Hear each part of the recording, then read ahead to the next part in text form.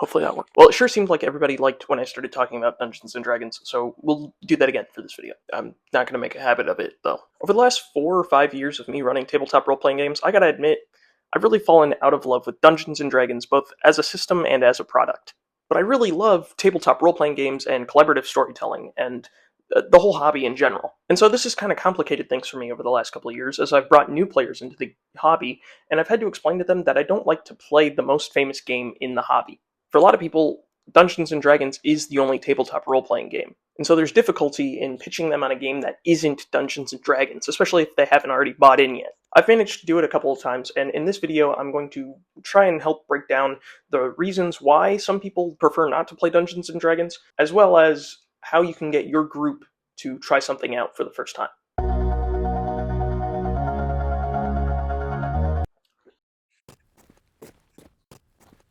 Before he starts talking, I have a podcast. It's out on YouTube right now. It's linked in the description. It's called Barrier to Entry. Every week, me, my friend, and my brother talk about TV that we are watching, and you can watch along with us, or you can watch the show without watching the show. Okay, that's it. Bye. So why is D&D the only game that people seem to know outside of the hobby? Except like maybe Call of Cthulhu if you're in Japan? Well, the truth is that D&D is the first role-playing game, and so it's, by that extension, the most famous. There was also the Satanic Panic in the 80s and 90s that caused D&D to be on the news all the time because people thought it was evil and demonic. Plus, the most popular actual play shows, Critical Role and Dimension 20, use Dungeons & Dragons 5th edition primarily, and they talk about D&D on Stranger Things. So for a lot of people, the only thing that they know about TTRPGs, if they haven't been playing before, is Dungeons & Dragons. And that's even true for people in the hobby, who have only played Dungeons & Dragons and only have an interest in Dungeons & Dragons. So if it's the most popular game, why would you change, or why would you not play it at all? There's lots of reasons to not play Dungeons & Dragons 5th edition, from not liking the mechanics, to preferring a system without dice, to not really liking Hasbro. Really, your reasons are your own. You don't have to explain them to me. If you can articulate them to your players, though, that'd be probably useful. I know for me, getting out of Dungeons & Dragons was primarily because of the OGL crisis that I talked about in my last video, as well as a series of kind of lackluster releases from D&D at the time. Spelljammer, Dragonlance, the heist adventure book that they put out. I don't remember what it's called specifically. Just books that I think everybody who got them will admit were not as good as previous releases. And so this caused me to go out and try out other systems, or to at least look into them to see if there was anything from those systems that I could use in my home games. Because as plenty of people have talked about before, D&D is not really a video game. It's not hard-coded to do one thing specifically. It's played with pens and paper and dice. You can change the rules however you want. Something I tried at the time of the OGL crisis was switching over to Pathfinder. Pathfinder's kind of having its own problems these days that I can't really go into without it becoming the whole video, but at the time, Pathfinder was really accessible and cheap. And Pathfinder had a lot of cool mechanics and classes that I was really interested in, like the Gunslinger, or the idea that you crit whenever you roll 10 above the target number. But it was during this time that I also got to understand that there are TTRPGs that fulfill other needs than just playing a fantasy game. Because 5th edition is the most popular role-playing game of all time, people have tried to take it and mold it into something that it really is not. There are people doing Star Wars 5th edition, and sci-fi 5th edition, and giant robot 5th edition.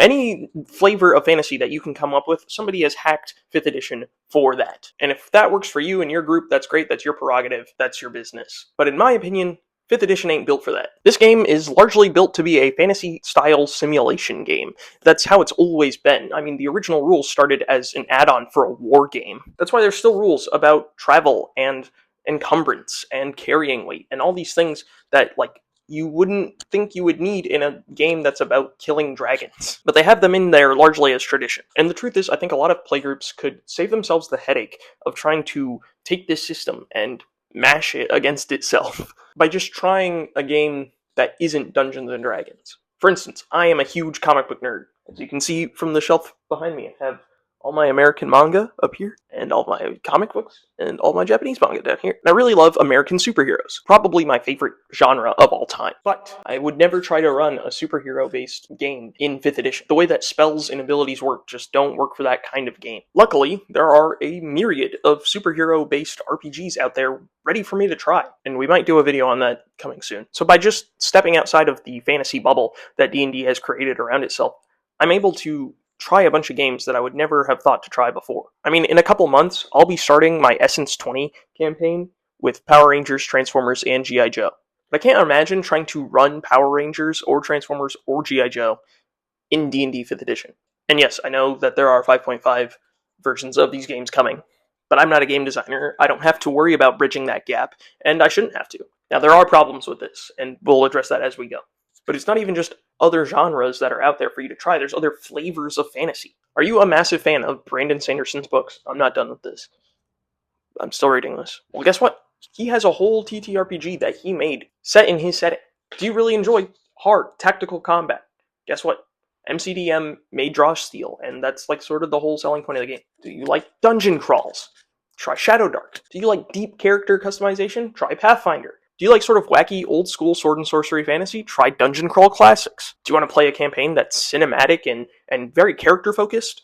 Try Daggerheart. And look, obviously, you can try all these things in D&D, but it would require a lot of work on your part as the playgroup to facilitate that type of play. You'd be working against the rules, really, instead of the rules working with you. A game like Daggerheart is built from the ground up to have these deep character motivations and engaging character-based gameplay. And I should know, I ran Daggerheart for like 5 months. It was actually probably closer to 4, but you know. That campaign, the campaign that I started with the friends that I'll be doing the Power Rangers game with in a couple months, started off as a 5th edition game. And then, using the steps that I'm going to detail in this video, we did Daggerheart, and we determined that we wanted to shift over to Daggerheart, because we were willing to give it a try. So let's go over some of those steps that I took as the game master, and go over how you can get your playgroup to try new things, including you, GMs. Number 1, there is a problem. Buying in. The bright side for a lot of people of playing Dungeons & Dragons 5th edition is that they already have all the stuff. They have the dice, they have the maps, they have the minis, they have the character sheets, they have the books. And they've spent a long time and a lot of money building up that collection. And so for many, the prospect of starting over with a whole new collection and putting in a whole new amount of money is not that appealing. Now, luckily, we live in the age of the internet.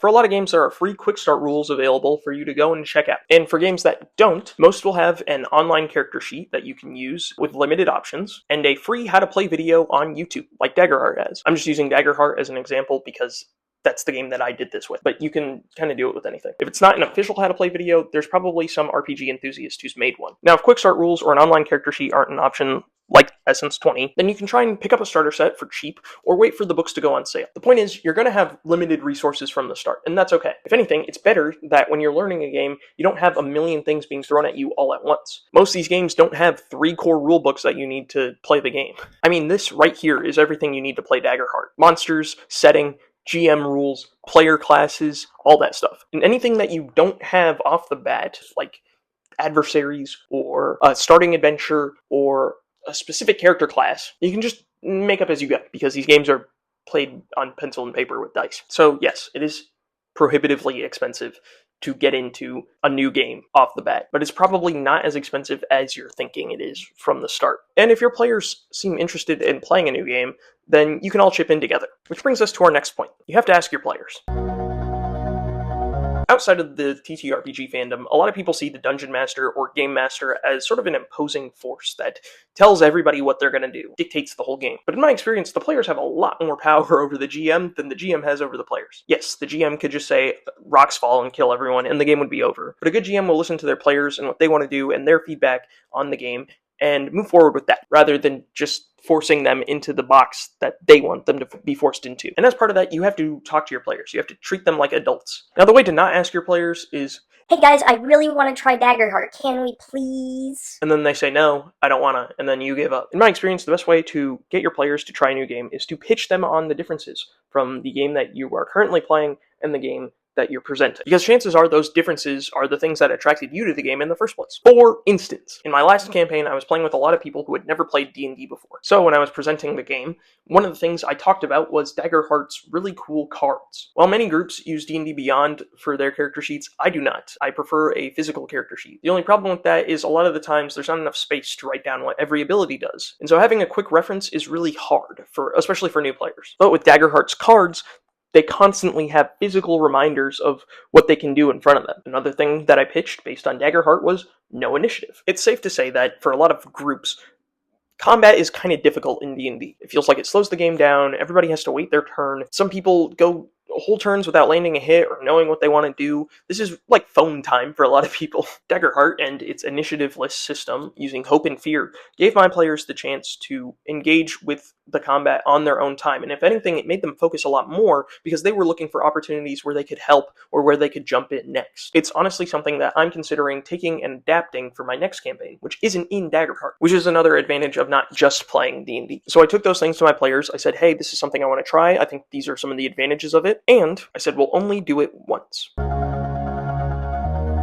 The one-shot test. The one-shot test is the final Hail Mary promise that you make to your playgroup. Hey, I want to try this game. These are some of the differences between the game that we're currently playing and the game that we're about to play. And instead of our normal session, we're going to have a one-shot. This does not mean that you're canceling the ongoing campaign or narrative that you have going on. Instead, it means that you're going to take 1 week off or 1 session off, however often you meet, which is a problem that we'll get to later. We'll all make new characters, I'll write a fairly simple one-shot adventure, and we will all have a very quick jaunt through this new game that I'm trying, and if we all decide we like it, we can discuss playing more later, or we can jump back into our regularly scheduled programming. The one-shot test is the promise that you make to your players that if they don't like something, nothing is going to change going forward. And this has been really useful to me specifically as a GM. I'm somebody who gets kind of bored quickly with their current idea and likes to try new ideas very fast. And so running an ongoing narrative can be challenging at times. And of course, sometimes my players are unavailable for the regularly scheduled programming. Like for instance, this last campaign, one of my players had to miss because our session was on Valentine's Day and he needed to be with his girlfriend. What that does is give me an opportunity as somebody who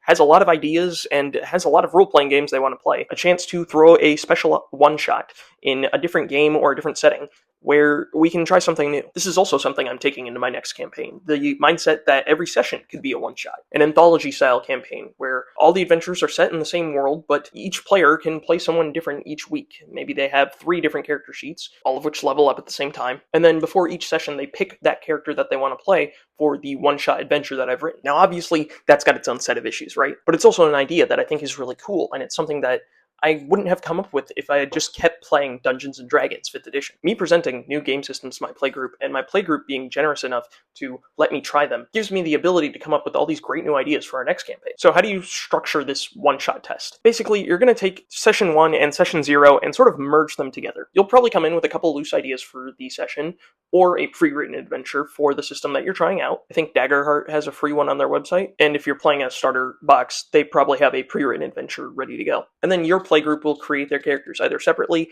or they'll come in and you'll make them together at the table. Having done this test both with fresh character sheets that the characters made themselves and pre-generated character sheets that I got for them, I can honestly say it'll be a better test of the system if your players get to make their own characters. For my Marvel one-shot this last year, I made my players play using some of the pre-generated characters in the book. And look, that was a lot of fun for everybody at the table. We got to all play very funny versions of the Marvel characters. But I don't really think that prepared me as a GM to run the game long term. Yes, my players had a great time. That was really more thanks to my players as a play group than it was anything else. Not investigating the game's character creation mechanics just didn't set me up for success in running the game long term, which is why I'm currently preparing to play a different system. In the exact opposite fashion, I had my players make their Daggerheart characters together. And if you've played Daggerheart, you know that the character creation process is some of the best in the biz. And so I got to help them all come up with their characters and put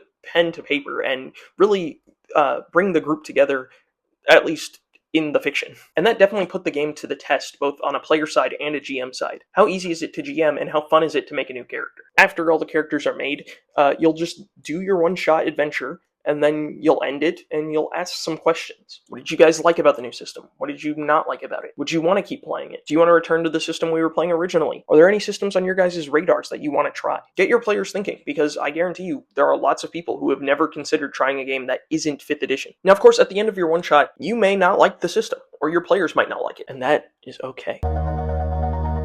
This also goes for edition changes, like when 3.5 transitioned into 4th edition. But you don't have to play the new game. Nobody is going to make you. If anything, it's actually easier to keep playing the old game because you already have all the stuff, and you're used to it. There are some people who can Dungeon Master 5th edition like the back of their hand, but the second that they try a new game, they get kind of lost. That's another situation where it's important to be open and honest with your players. Tell them, hey, I've never run this system before. I'm learning just like you guys are, so be patient with me. But if at the end of it you guys decide to go back to the old game that you were playing originally, that's fine. There's people still playing 1st edition Dungeons and Dragons. And that's fine. That's their prerogative. That's the game that they enjoy. You should be playing the game that you enjoy. The point of this video is really to get perspective on why you enjoy that game, or to find a game that you might enjoy more. I also understand that there are some playgroups that don't play very often. The ultimate villain of Dungeons & Dragons is not Strahd, or Acererak, or Vecna. It's scheduling. And so when those groups finally do meet, after getting babysitters and taking time off work and whatever else comes up in your adult life, you might want to just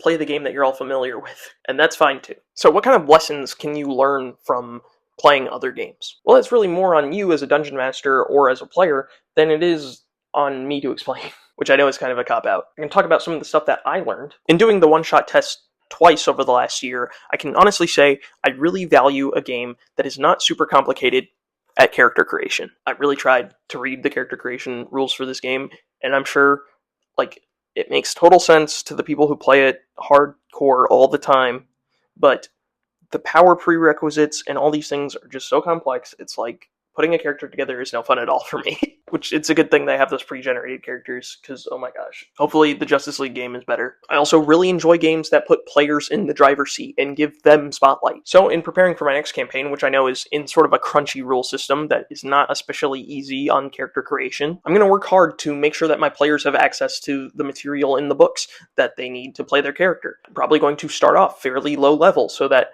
they can ease into learning the new mechanics. And I, as the GM, am going to give them a lot of leeway on what they want to do versus what I'm writing ahead of time. Because I want their choices to drive the story, and I want their characters to be fun for them to play from the start. Ultimately, this video is not me trying to dig at 5th edition playgroups. Like I said earlier, you should play the game that makes you happy. But I do think it is worth expanding your horizons, if even briefly, so that if you choose to return to the thing that you love, so that you can look at it with new eyes and new excitement and have new ideas based on the thing that you just tried. If this video was helpful or interesting in any way, please like, comment, share, subscribe. I also have a podcast. I talked about it earlier in the video, but it's called Barrier to Entry. I do it with my brother and my friend, and we're having a great time. And if you guys have any topics that you guys want me to talk about, leave it in the comments below. Otherwise, hopefully I'll be back with a new video fairly soon. All right, goodbye.